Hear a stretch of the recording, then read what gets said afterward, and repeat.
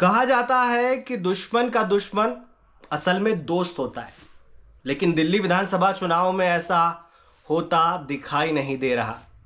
Congress party का सीधा मुकाबला बीजेपी से है।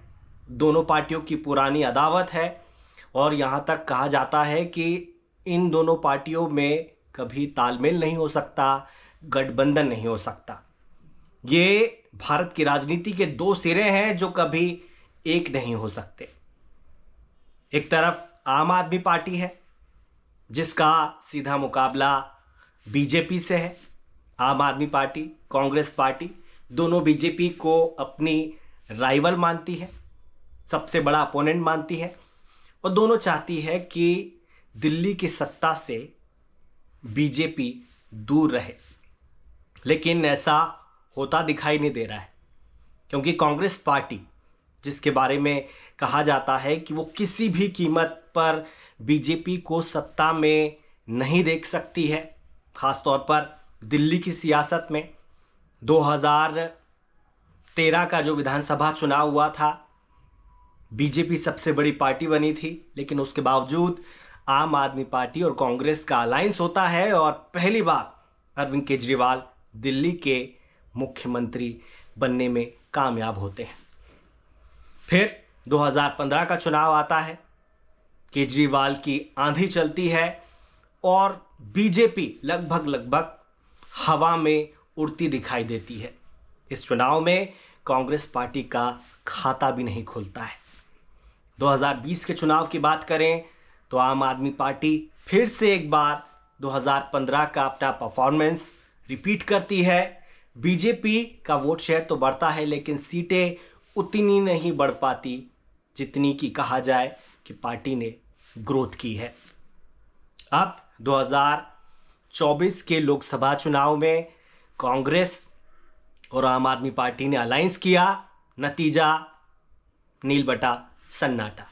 एक बार फिर से बीजेपी के सामने कांग्रेस और आम आदमी पार्टी लोकसभा चुनाव में हवा हो गई। बीजेपी 7 में से 7 लोकसभा सीटें जीतने में कामयाब रही। अब 2025 का विधानसभा चुनाव है। तीनों पार्टियां अपना जोर लगा रही है। आम आदमी पार्टी सत्ता बचाने के लिए चुनावी मैदान में है। कांग्रेस पार्टी अपनी खोई हुई जमीन पाने के लिए जी जान से चुनावी मैदान में जुटी हुई है। वहीं बीजेपी चाहती है कि इस मिथ को तोड़ा जाए कि लोकसभा में उसको यहाँ के मतदाता जिताते हैं, लेकिन विधानसभा में वो आम आदमी पार्टी और कांग्रेस का साथ देते हैं।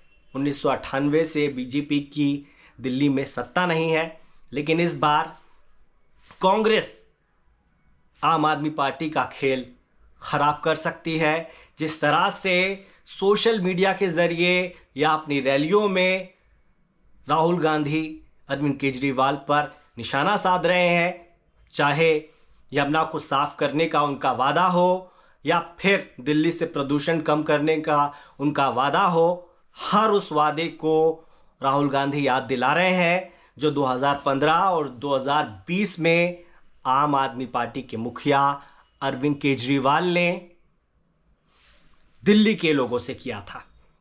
इस बीच आम बजट आ चुका है। सर्विस क्लास के लोगों को केंद्र सरकार ने बड़ी राहत देते हुए जो ऐलान किया है, उसका कितना असर होगा ये भी 8 फरवरी को देखना होगा। दिल्ली में 40 लाख लोग इनकम टैक्स रिटर्न फाइल करते हैं और सरकार ने 7 लाख से छूट को बढ़ाकर 12 लाख कर दिया है, यानी कि 12 लाख सालाना कमाने वाले किसी भी भारतीय को टैक्स नहीं देना होगा। अब इसका कितना फायदा बीजेपी को दिल्ली में मिलता है, आम आदमी पार्टी अंतिम कुछ दिनों के कैंपेन में इसकी काट कैसे ढूंढती है और अपना क्या नया दाव चलती है, ये देखना दिलचस्प होगा। लेकिन सबकी निगाहें इस पर होगी जब 8 फरवरी को ईवीएम खोलेगी तो कांग्रेस पार्टी को कितने वोट मिलते हैं और उसका आम आदमी पार्टी को कितना खामियाजा उठाना पड़ सकता है।